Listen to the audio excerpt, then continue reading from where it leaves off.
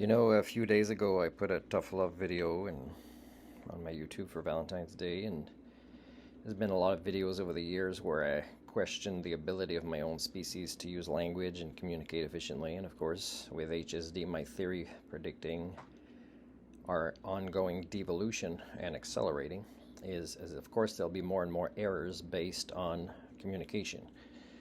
And I see every culture that I'm able to know enough about their language to see they're devolving their own language, but also the concept of communication.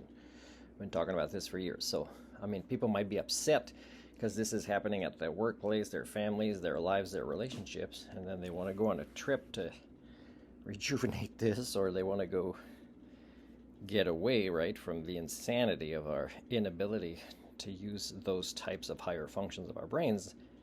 And then you get in a plane that will be more and more likely to have human errors related to communication and crash or do something wrong. There's also a lot of people who can't reference their abilities to not just communicate efficiently, but to do things like fly a plane with quality.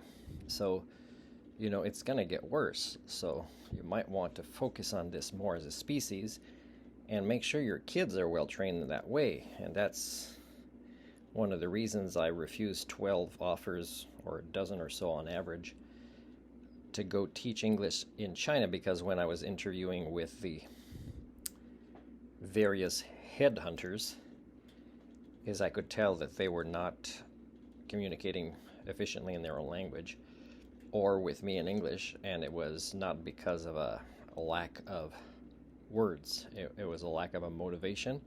It was also people want to hear what they want to hear, because even if they understand what I explained, put it in writing, sometimes translated in their language, is they want to believe what they want to believe this scenario is going to turn out as, right? For example, the plane's going to be fine, or this person's definitely going to accept the offer because, he really wants to come away from Canada and go here. The thing is I don't suffer that much from the grass is greener on the other side syndrome. It's a species-wide issue, I understand.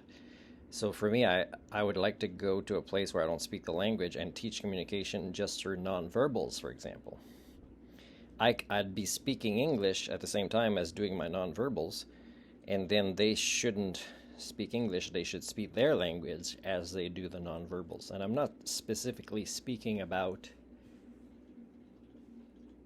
like sign language that might be the most recognized form of it.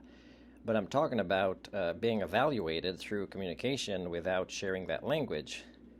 So, for example, if I try to pass on a message and they try to pass on a response, it's evaluated as this communication and then explained, the grade, you got the grade because of this. So, of course, none of them there in China, where I thought it'd be cruel to teach these kids another language to not be good at without parents or teachers or politicians knowing how much the importance should rest on communication. Because in the past, there's various theories that explains that other species we came from or were parallel to were able to communicate much more efficiently with things like just basic facial expressions. It's hard to get somebody to even look at our faces now, or for people to recognize the different emotions that our faces can project genuinely, right? Without being an elite actor who's extremely good at it, but often they tap into that emotion so the face is genuine. So that's an important message.